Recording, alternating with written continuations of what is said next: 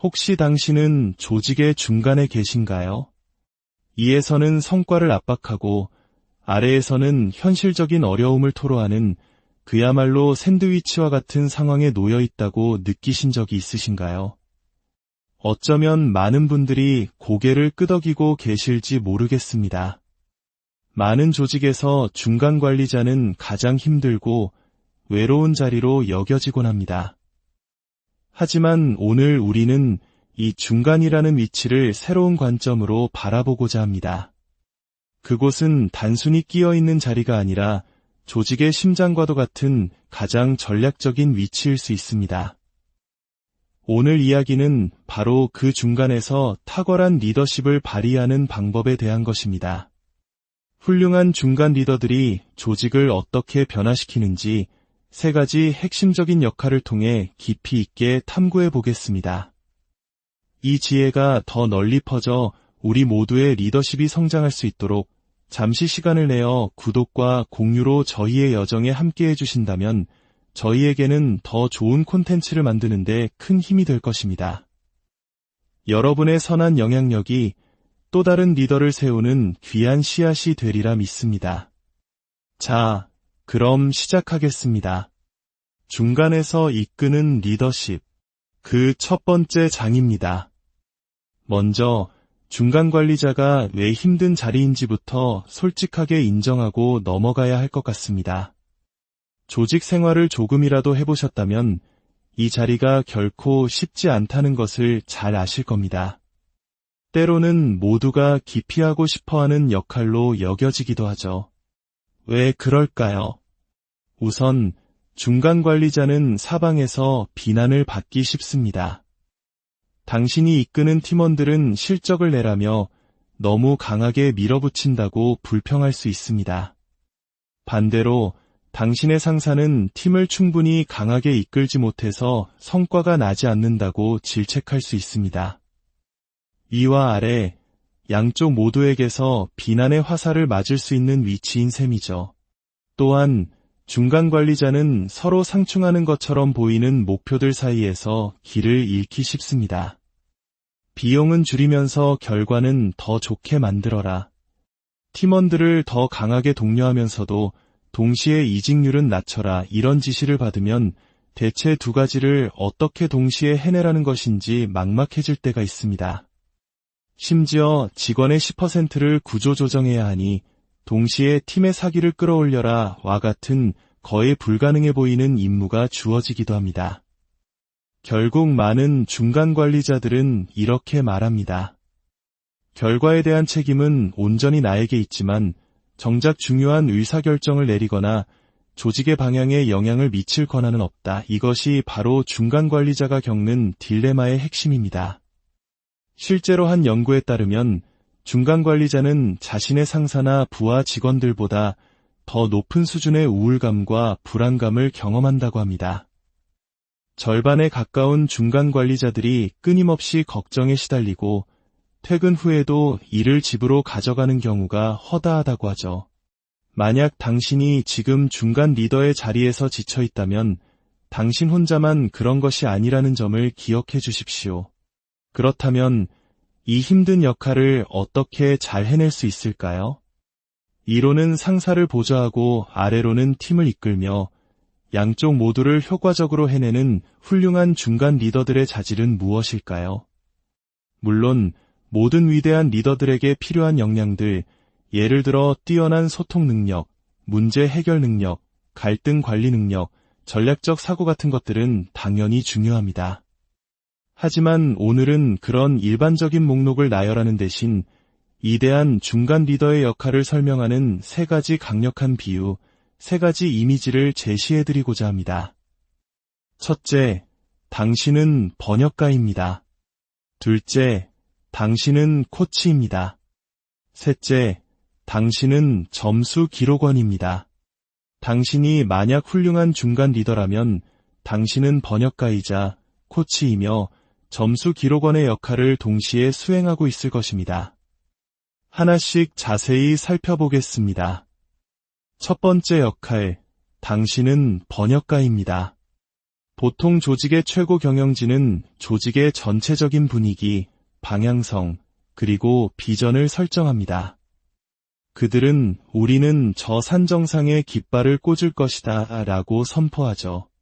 그렇다면 중간 리더인 당신의 역할은 무엇일까요? 바로 그 거대하고 추상적인 비전을 당신의 팀원들이 실제로 실행할 수 있는 구체적인 단계와 시스템으로 번역하는 것입니다. 최고 경영진이 무엇을 원하는지 제시하면 당신은 그것을 어떻게 달성할지에 대한 구체적인 방법론으로 바꾸어 놓습니다. 팀원들에게 단순히 경영진이 이걸 원합니다. 라고 전달하는 데 그치지 않습니다. 더 나아가 이것이 왜 우리에게 중요한지 그 이유를 설명하고 우리가 이 목표를 달성하기 위해 구체적으로 어떤 단계를 밟아 나갈 것인지 명확한 로드맵을 제시해야 합니다. 어느 조직에나 존재하는 간극이 있습니다. 바로 최고 경영진과 현장 팀원들 사이의 인식 차이죠. 상사는 결과를 요구하지만 팀원들은 종종 그 요구가 비현실적이라고 생각합니다. 지금 가진 자원과 시간으로는 도저히 불가능해 라고 말이죠. 훌륭한 중간 리더는 바로 이 간극을 메우는 사람입니다. 당신이 바로 그 다리입니다. 조직의 무엇, 즉 미션과 목표가 시간이 지나면서 팀원들에게 매력을 잃어갈 때 당신은 끊임없이 우리가 이 일을 하는지를 상기시키며 동기를 부여합니다. 조직의 목표에 현실적인 맥락을 부여하는 살아있는 번역가인 셈이죠. 그런데 이 번역은 아래로만 향하는 것이 아닙니다. 위로, 즉 당신의 상사를 향한 번역 또한 극도로 중요합니다. 당신의 상사는 현장에서 그 비전을 달성하는데 구체적으로 어떤 어려움이 있고 얼마나 복잡한 과정이 필요한지 세세하게 알지 못할 가능성이 높습니다. 그들은 종종 이거 간단하지 않아? 그냥 하면 되잖아 라고 생각할 수 있습니다. 이때 당신은 번역가로서 당신의 상사가 팀이 직면한 현실을 이해하도록 돕습니다. 이 과업을 완수하기 위해서는 18단계의 과정이 필요하며 예상치 못한 변수들이 있습니다. 현실적으로 이 정도의 시간과 자원이 더 필요합니다. 와 같이 구체적인 데이터를 기반으로 상사를 설득하고 이해시켜야 합니다. 당신은 위와 아래, 양방향으로 소통의 흐름을 원활하게 만들어 미션이 앞으로 나아가게 하는 핵심적인 소통의 허브입니다. 두 번째 역할, 당신은 코치입니다. 중간 관리자라는 단어를 들으면 혹시 딱딱한 정장을 입고 보고서만 들여다보는 모습이 떠오르시나요? 저는 당신이 전혀 다른 이미지를 그리셨으면 합니다. 바로 경기장에서 선수들과 함께 땀 흘렸던 경험을 바탕으로 이제는 다른 선수들이 최전선에서 승리할 수 있도록 돕는 코치의 모습을 말입니다. 단순히 지시하고 관리하는 상사와 코치는 근본적으로 다릅니다. 상사는 자신이 중요하게 생각하는 과업을 부하 직원이 완수하기를 바랍니다. 하지만 코치는 다릅니다. 코치는 선수 개개인이 성공하고 성장하기를 바랍니다. 그리고 그 선수들의 성공이 곧 팀 전체의 승리로 이어진다는 것을 깊이 믿습니다. 훌륭한 코치는 무엇을 할까요? 뛰어난 인재를 발굴하고 강력한 팀을 만들며 사람들을 성장시킵니다. 바로 이것이 중간 리더로서 당신이 해야 할 일입니다. 당신은 코치로서 재능 있는 팀원들을 모집하고 훈련시키며 그들에게 권한을 위임합니다. 그렇게 만들어진 드림팀이 당신이 번역한 비전을 현실로 만들어내도록 이끄는 것입니다. 하지만 코칭 역시 아래로만 향하지 않습니다. 이것이 핵심입니다. 당신은 당신 위에 있는 리더들, 즉 당신의 상사를 코칭해야 합니다. 물론 그들은 당신이 자신을 코칭하고 있다는 사실을 전혀 눈치채지 못할 수도 있습니다. 당신은 상사의 비전을 지지하고 실행하며 그가 무엇을 중요하게 생각하는지 깊이 이해합니다. 그의 어깨에 놓인 짐을 덜어주고 그가 보지 못하는 것들을 볼 수 있도록 진솔한 피드백을 제공합니다.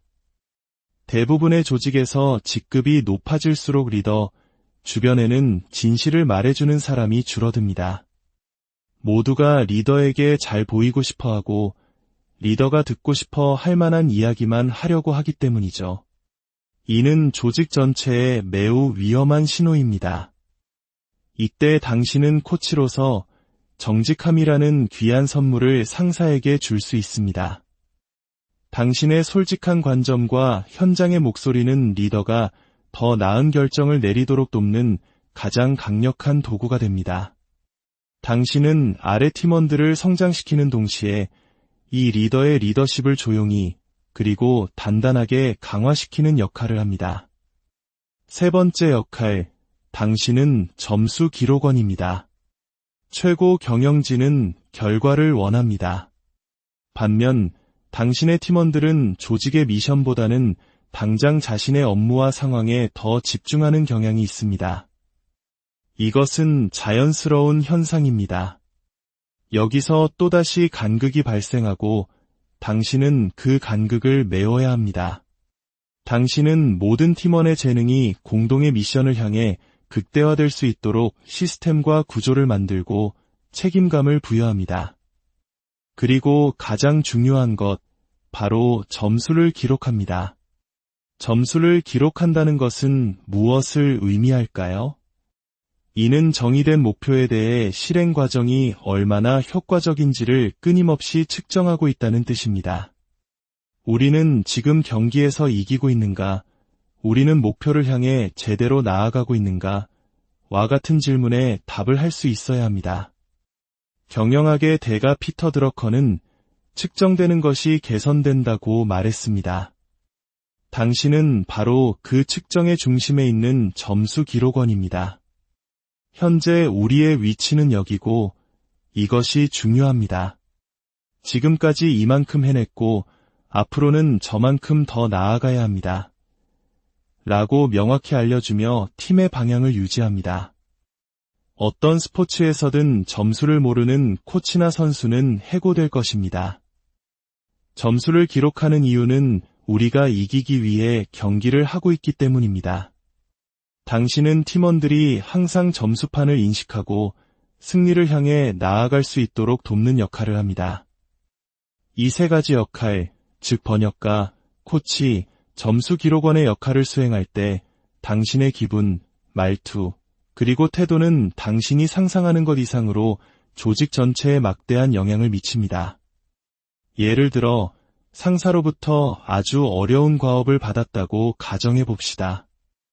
당신은 팀원들에게 두 가지 방식으로 이 소식을 전할 수 있습니다. 첫 번째, 부정적인 방식입니다. 정말 안 좋은 소식이 있습니다. 다들 야근할 준비해야겠어요.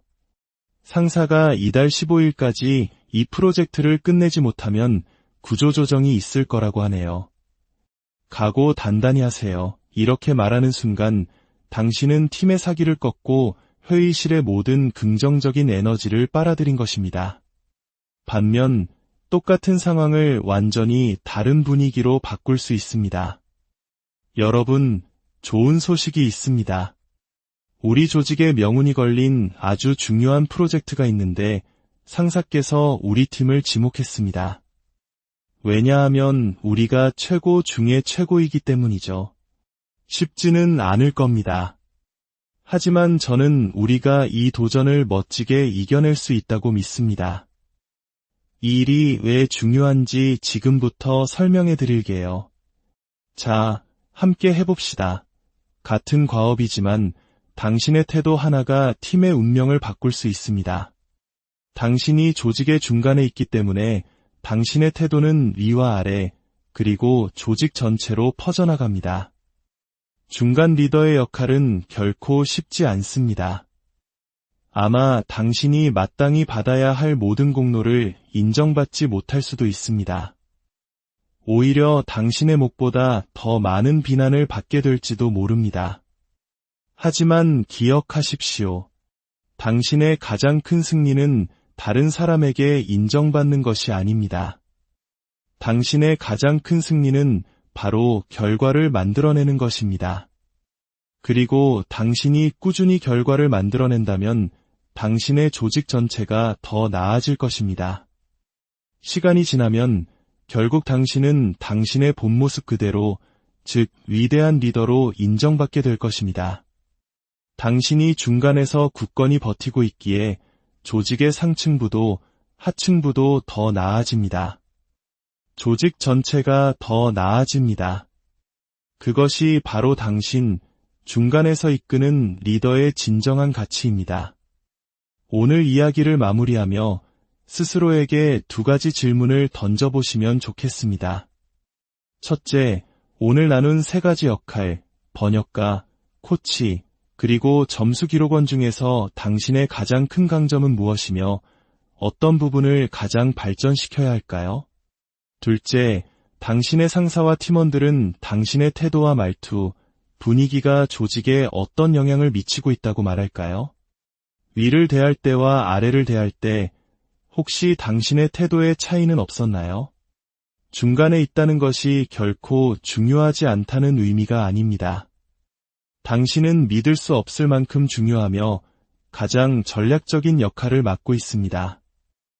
탁월한 중간 리더 한 사람은 좋은 조직을 위대한 조직으로 변화시킬 수 있는 힘을 가지고 있습니다. 당신의 역할이 중요합니다. 조직의 중간에서 일어나는 모든 일들이